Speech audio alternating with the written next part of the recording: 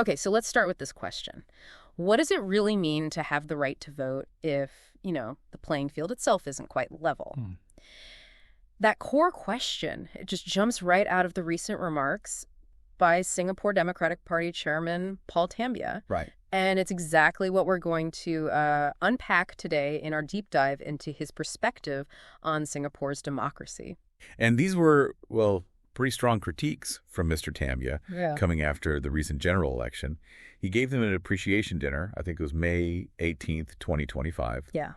So our goal today is to really try and get under the skin of what he was saying, explore those vivid analogies he used, and ultimately understand what this might tell us about the direction of Singapore's political landscape for you, the listener. Absolutely. Because really, at the heart of Tambyah's speech is this fundamental question. Beyond just, marking a ballot, is Singapore's electoral process genuinely democratic in practice? He started with an analogy that's, well, it's pretty hard to ignore. He did. He likened the political system in Singapore to a rigged football match. It's quite a powerful image, isn't it? It really is. And he didn't just leave it there. He elaborated on what he meant by rigged. He used phrases like shifting the goalposts, Okay. which kind of suggests unfair changes to the rules, maybe mid-game. Then committing professional fouls, Right. hinting at, perhaps, deliberate actions to disadvantage the other side. Deliberate obstacles. Exactly. And even trying to shorten access to the pitch for opposition teams. That really speaks to the challenges of just getting into the game, doesn't it? Okay, let's really dig into this football analogy for a second. Shifting the goalposts. Yeah. Yeah. That makes you think about how electoral rules, or maybe even how they're interpreted, could change in ways that just happen to benefit one side. And professional fouls, I mean, that could cover a whole range of things, right? Maybe legal hurdles, maybe administrative roadblocks, stuff that just makes it tougher for the opposition to operate effectively. Yeah, absolutely. And that last one, shortening access to the pitch, that feels like it hits right at the core challenge for any opposition party anywhere. Just trying to get visibility, compete for attention, compete for votes.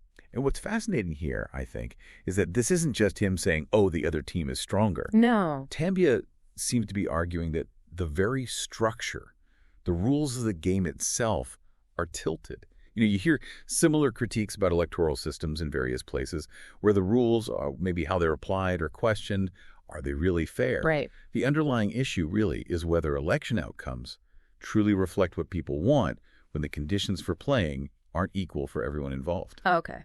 So following that analogy, he then sort of shifted focus to the government's priorities.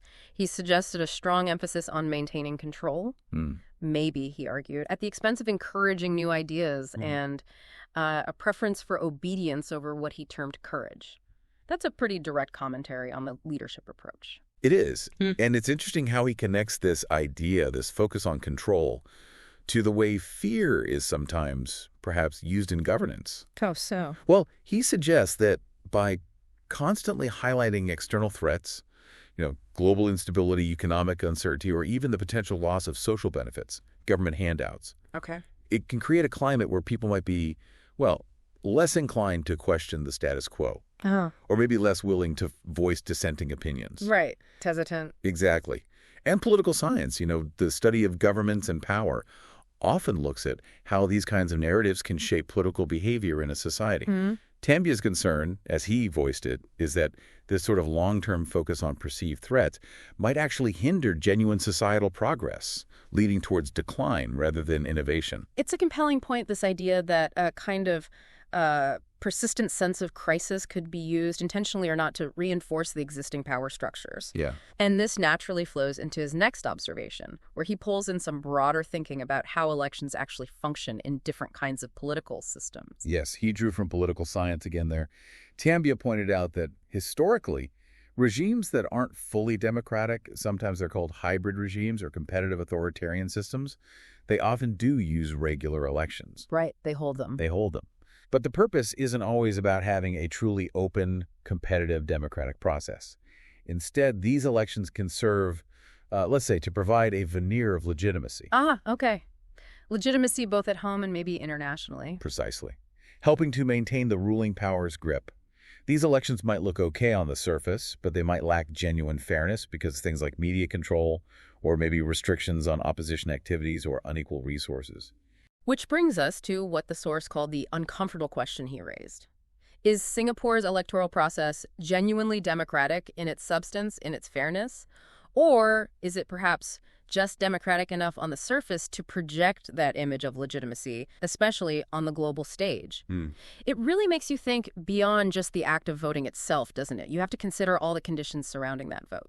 And it's crucial to remember the context here.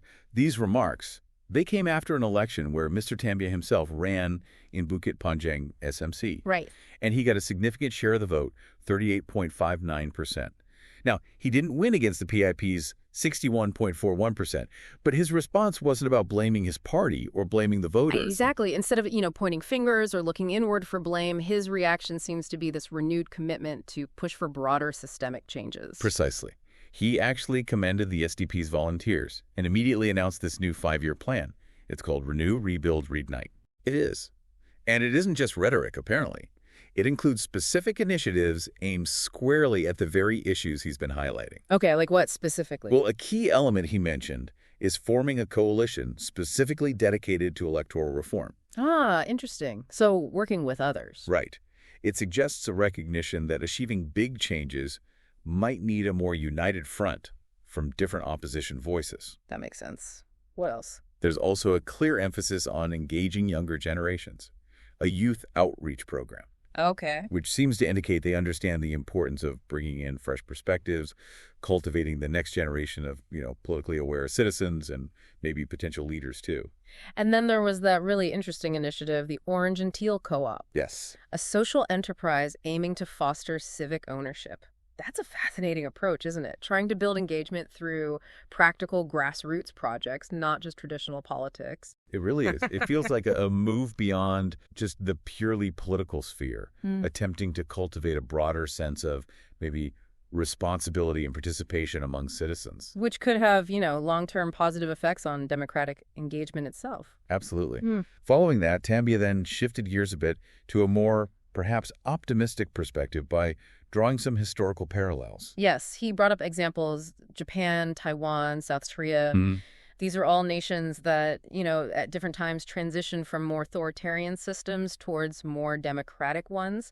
So it seems like he's suggesting, well, maybe such a transition is possible for Singapore, too. And what's particularly striking is that while offering this hopeful comparison, he also raised some very specific, very pointed questions about past issues around civil liberties in Singapore. Right. These weren't just vague concerns. They were concrete examples that probably many people in Singapore would remember. Exactly. Things like the reported incident, someone apparently facing issues for just taking a photo with a smiley face outside a government building.